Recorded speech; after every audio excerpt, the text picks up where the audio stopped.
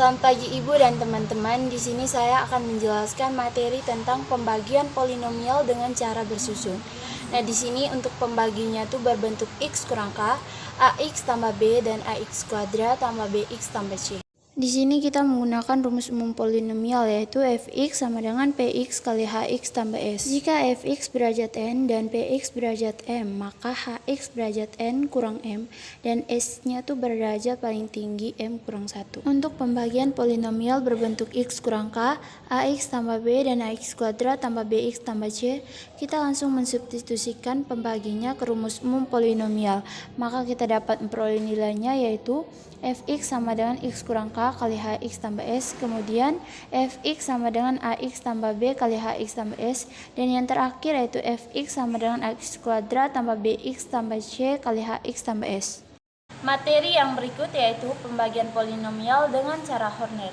Nah, di sini pembaginya tuh berbentuk x kurang k dan ax tambah b. Di sini kita misalkan fungsi fx-nya dengan ax kuadrat tambah bx tambah c. Maka koefisien dari masing-masing fungsi tersebut yaitu a, b, dan c. Nilai tersebut akan dibagi dengan pembaginya yaitu x kurang k dan ax tambah b. X kurang k sama dengan 0, maka nilai x-nya sama dengan k. Ax tambah b sama dengan 0, maka nilai x-nya itu sama dengan min b per a. Baik, yang berikut kita akan membahas tentang pembagian polinomial dengan cara Horner untuk pembagi ax kuadrat tambah bx tambah c dan Horner-Tino. Yang pertama, kita menggunakan cara Horner.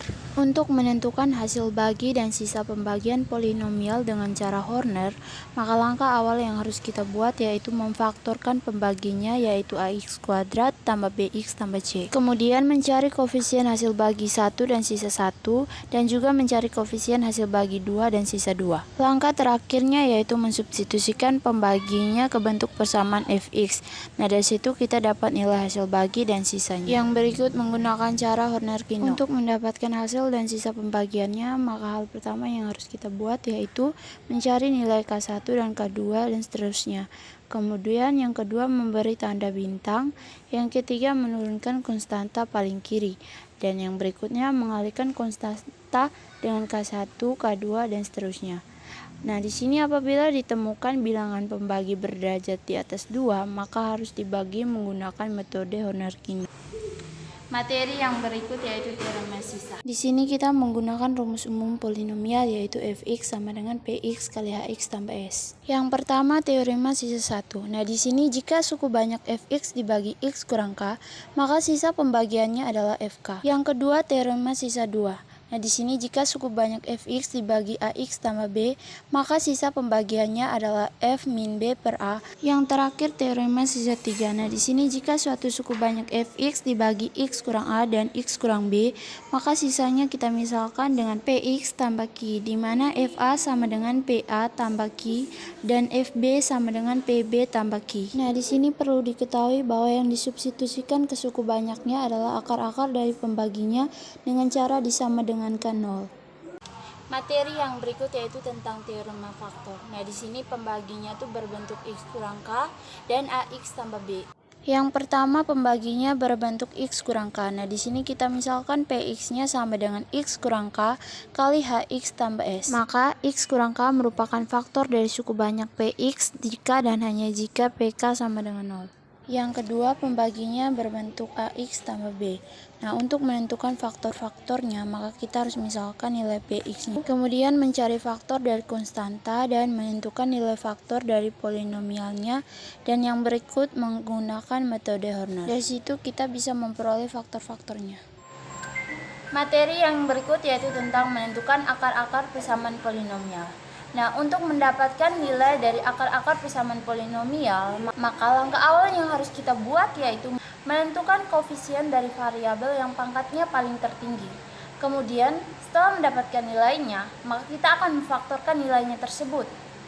Setelah itu, kita menentukan nilai konstantanya. Dan sama seperti langkah pertama, yaitu kita memfaktorkan dulu nilainya terlebih dahulu. Langkah berikutnya yaitu menentukan akar yang mungkin. Nah, untuk mendapatkan nilai dari akar yang mungkin ini, maka rumusnya yaitu faktor konstanta dibagi dengan faktor dari koefisien variabel yang pangkatnya paling tertinggi. Setelah kita mendapatkan nilainya, maka kita akan mensubstitusikan nilai X-nya. Ketika sudah mendapatkan akar yang mungkin, maka di situ kita akan gunakan dengan cara Horner dan akan menggunakan rumus ABC. Dari situ kita akan mendapatkan akar-akar persamaannya. Materi yang berikut yaitu tentang teorema Vieta. Nah, teorema Vieta ini dibagi menjadi 3, yaitu persamaan kuadrat, persamaan kubik, dan persamaan kuartik. Yang pertama, persamaan kuadrat. Nah, di sini bentuk umum dari persamaan kuadrat adalah ax kuadrat tambah bx tambah c sama dengan 0. Di sini kita misalkan x1 dan x2 adalah akar-akar persamaan kuadrat, maka x1 tambah x2 sama dengan min b per a dan x1 kali x2 sama dengan c per a. Yang kedua, persamaan kubik. Nah, di sini bentuk umumnya yaitu ax pangkat 3 tambah bx kuadrat tambah cx tambah d sama dengan 0. Di sini kita misalkan x1 tambah x2 tambah x3 sama dengan min b per a. Kemudian x1 kali x2 tambah x1 kali x3 tambah x2 kali x3 sama dengan c per a. Dan x1 kali x2 kali x3 sama dengan min d per a. Yang terakhir, persamaan kuartik. Bentuk umumnya yaitu ax pangkat 4 tambah bx pangkat 3 tambah cx pangkat 2 tambah dx tambah e sama dengan 0. Nah, kita misalkan x1 tambah x2 tambah x3 tambah x4 sama dengan min b per a. Kemudian x1 kali x2 tambah x1 kali x3 tambah x1 kali x4 tambah x2 kali x3 tambah seterusnya sama dengan c per a.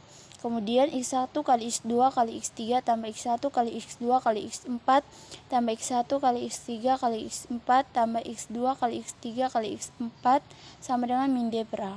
Dan yang terakhir x1 kali x2 kali x3 kali x4 sama dengan e per a.